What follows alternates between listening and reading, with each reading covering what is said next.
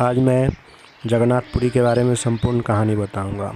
पुराणों में इसे धरती का वैकुंठ कहा गया है। यह भगवान विष्णु के 4 धामों में से एक है। इसे श्री क्षेत्र, पुरुषोत्तम क्षेत्र, शाक क्षेत्र, नीलांचल, नीलगिरी और श्री जगन्नाथपुरी भी कहते हैं। यहाँ लक्ष्मीपति विष्णु ने तरह तरह की लीलाएँ की थी।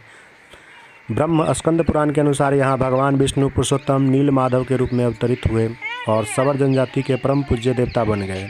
सवर जनजाति के देवता होने के कारण यहाँ भगवान जगन्नाथ का रूप कबीलाविद देवताओं की तरह पहले कबीले के लोग अपने देवताओं की मूर्तियों को काष्ठ से बनाते थे। जगन्नाथ मंदिर में सवर जनजाति के पुजारियों के अलावा ब्राह्मण पुजारी भी है। ज्येष्ठ पूर्णिमा में आषाढ़ पूर्णिमा तक सवर जनजाति के दैतापति जगन्नाथ जी की सारी रीतियाँ करते हैं। सर्वप्रथम यह मंदिर राजा इंद्रद्युम्न ने बनवाया था।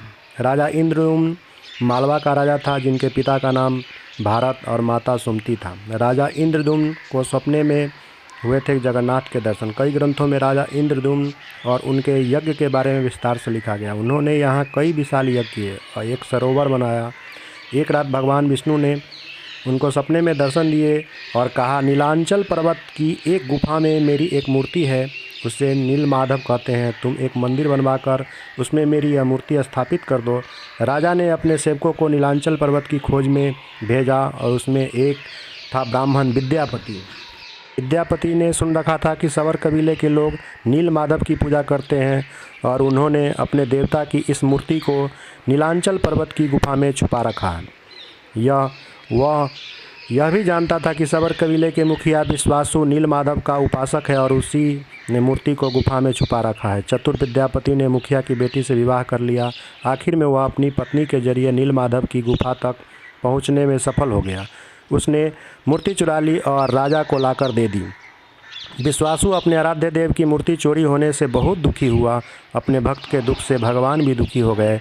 भगवान गुफा में लौट गए, लेकिन साथ ही राजा इंद्रद्युम्न ने से वादा किया कि वह एक दिन उसके पास जरूर लौटेंगे, बशर्ते कि वह एक दिन उनके लिए विशाल मंदिर बनवा दे। राजा ने मंदिर बनवा दिया और भगवान विष्णु से मंदिर में विराजमान होने के लिए कहा।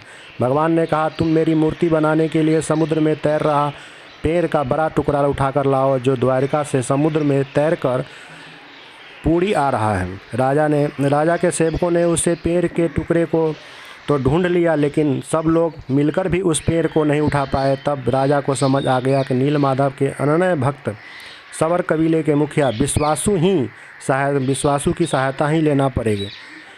तब उस वक्त हैरान रह गए जब विश्वासु भारी भरकम लकड़ी को उठाकर मंदिर तक ले आए अकेले। अब बारी थी लकड़ी से भगवान की मूर्ति गढ़ने का। राजा के कारीगरों ने लाख कोशिश कर ली, लेकिन कोई भी लकड़ी में एक छैनी तक, एक हथौड़ा तक नहीं लगा पाया। तब तीनों लोग के कुशल कारीगर भगवान विश्वकर्मा एक बूढ़े व्यक्ति का रूप धारण कर आए।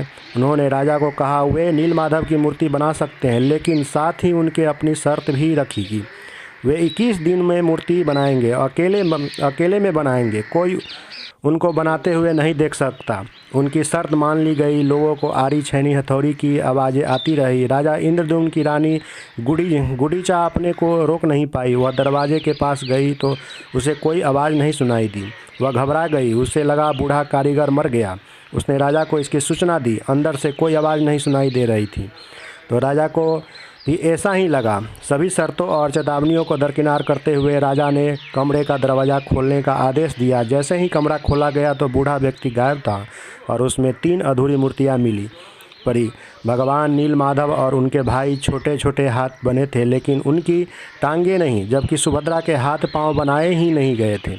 राजा ने इससे भगवान की इच्छा मानकर इन्हीं अधूरी मूर्तियों को स्थापित कर दिया। जब से लेकर आज तक तीनों भाई बहन इसी रूप में विद्यमान है। वर्तमान में जो मंदिर है वह 7वीं सदी में बनाया गया था। हालांकि इस मंदिर का निर्माण ईसा पूर्व यहाँ स्थित 3 बार टूट चुका है। 1174 ईस्वी में ओडिशा के शासक अनंग भीमदेव ने इसका जीर्णोद्धार करवाया था। मुख्य मंदिर के आसपास जगन्नाथपुरी के बारे में एक अनोखी कहानी। महाप्रभु जगन्नाथ को कलयुग का भगवान भी कहते हैं। जगन्नाथ स्वामी अपनी बहन सुभद्रा और भाई बलराम के साथ निवास करते हैं, मगर रहस्य ऐसे हैं कि आज तक कोई न जान पाया। हर 12 साल में महाप्रभु की मूर्ति को बदला जाता है। उस समय पूरे पुरी शहर की लाइट बंद की जाती है। लाइट बंद होने के बाद मंदिर परिसर को सेना चारों ओर से घेर लेती है। उस समय कोई भी परिसर में नहीं जा सकता। मंदिर के अंदर घना अंधेरा रहता है। तीनों पुजारियों की आंखों में पट्टी बांधी होती है। पुजारियों के हाथ में दस्ताने होते हैं। वो पुरानी मूर्ति से ब्रह्म पदार्थ निकालते हैं और नई मूर्तियों में डाल देते हैं। ये ब्रह्म पदार्थ क्या है आज तक किसी को नहीं पता। इसे आज तक किसी ने नहीं देखा। हजारों सालों से ये एक मूर्ति से दूसरी मूर्ति में स्थानांतरित किया जाता है।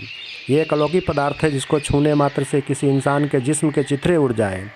इस ब्रह्म पदार्थ का संबंध भगवान श्री कृष्ण से है, मगर ये क्या है कोई नहीं जानता। ये पूरी प्रक्रिया हर 12 साल में एक बार होती है, मगर आज तक कोई भी पुजारी ये नहीं बता पाया कि महाप्रभु जगन्नाथ की मूर्ति में आखिर ऐसा क्या है।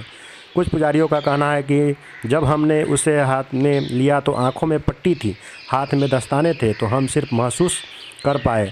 आज भी हर साल जगन्नाथ यात्रा के उपलक्ष्य में सोने की झाड़ू से पुरी के राजा खुद झाड़ू लगाते हैं। भगवान जगन्नाथ मंदिर के सिंह द्वार से पहला कदम अंदर रखते ही समुद्र की लहरों की आवाज़ अंदर सुनाई नहीं देती। जबकि आश्चर्य में डाल देने वाली बात यह है कि जैसे कि ही